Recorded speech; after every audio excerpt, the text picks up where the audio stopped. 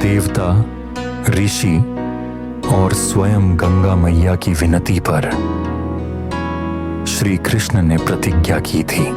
और फिर वह रात आई, फाल्गुन पूर्णिमा की रात, जब चांद स्वयं ठहर सा गया।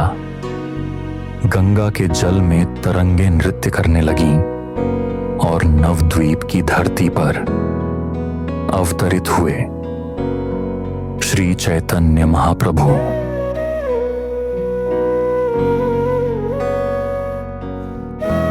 बाल्यकाल में भी वह साधारण नहीं थे। मधुर मुस्कान में संपूर्ण ब्रह्मांड का सौंदर्य छुपा था। उनकी आंखों में प्रेम का अथाह सागर।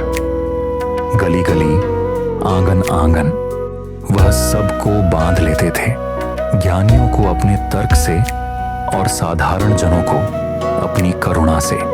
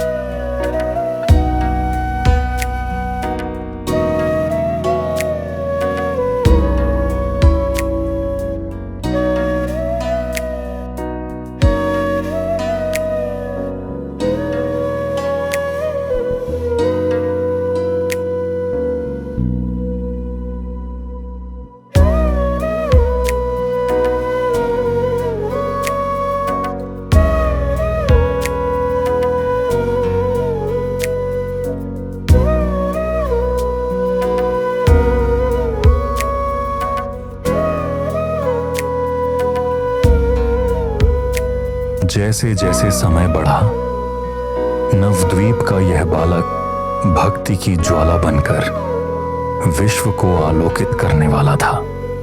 पर यह कथा केवल उस समय तक सीमित नहीं है जब महाप्रभु ने प्रेम और भक्ति का संदेश फैलाया। उनकी लीला के साक्षी रहे 5 महात्मा, पंच सखा। वह 5 साधारण नहीं थे। ये थे स्वयं श्री हरि के अनादि सखा, जो हर युग में हर अवतार के साथ अवतरित होते हैं। त्रेता में वे बने नल, नील, जाम्बवंत, सुषेण और हनुमान। द्वापर में उन्होंने साथ दिया कृष्ण का, दाम, सुदामा, श्रीवत्स, सुबाहु और सुबल बनकर। और कलयुग में उन्होंने धरा पर लिया नया रूप, अच्युतानंद दास, जगन्नाथ दास, जशोबंत दास, शिशु अनंत दास और बलराम दास। इनका उद्देश्य केवल एक था, श्री चैतन्य महाप्रभु की आज्ञा से रचना उस ग्रंथ की जो समय की परतों से परे भविष्य के रहस्यों को उजागर करेगा। वह ग्रंथ था भविष्य मालिका। भविष्य मालिका की रचना साधारण नहीं थी। यह एक ऐसा रहस्य था जिसमें समय, सत्य और प्रभु की आज्ञा तीनों एक साथ गूंथे हुए थे। एक रात्रि महापुरुष अच्युतानंद दास गहन ध्यान के बाद विश्राम कर रहे थे। ब्रह्मांड निस्तब्ध था। केवल नदी की मंत्र ध्वनि और रात्रि की शांति व्याप्त थी। तभी उनके अंतर मन के द्वार खुलने लगे। स्वप्न में प्रकाश की एक धारा उतरी और उसी आलोक से प्रकट हुए जगत के स्वामी भगवान जगन्नाथ। अच्युत, यह समय तुम्हारे साधारण जीवन का नहीं, तुम्हें युगों का सत्य अंकित करना है। मानवता के भविष्य को शब्द देना है। मैं तुम्हें एक कमल माला देता हूँ। जहाँ इसका अंतिम पुष्प गिरेगा वहीं होगा तुम्हारा ध्यान स्थल, और वहीं से निकलेगी वह वाणी जो आने वाले युगों को दिशा दिखाएगी। स्वप्न के टूटते ही महापुरुष अच्युतानंद दास घबराए हुए जाग उठे। वह तुरंत बाहर निकल पड़े और जैसे ही द्वार खोला उनकी आंखें विस्मय से स्थिर हो गईं। क्षण भर में स्वप्न और सत्य एकाकार हो गए। अच्युतानंद समझ गए यह कोई स्वप्न नहीं था, यह दिव्य आदेश था। उन्होंने माला को उठाया और प्रभु की आज्ञा मान यात्रा पर निकल पड़े। एक एक कर पुष्प मुरझाकर गिरते गए, मानो मार्गदर्शन कर रहे हों, जैसे स्वयं समय उन्हें दिशा दिखा रहा हो। प्रभु जगन्नाथ की आज्ञा से महापुरुष अच्युतानंद दास जब पवित्र धरा पर विचरण करते हुए ओडिशा के केंद्रापाड़ा जिले में पहुंचे तो चित्रोत्पल नदी के तट पर उनके हाथों की माला का अंतिम कमल धीरे धीरे मुरझाकर भूमि पर गिर पड़ा। उस क्षण समय थमसा गया, क्योंकि यही वह स्थान था जिसे शास्त्रों ने पद्मवन कहा है।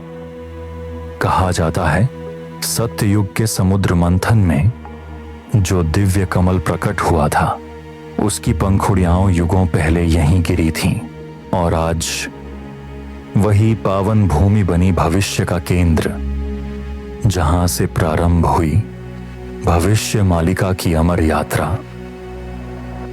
अच्युतानंद दास जी ने ध्यान आरंभ किया।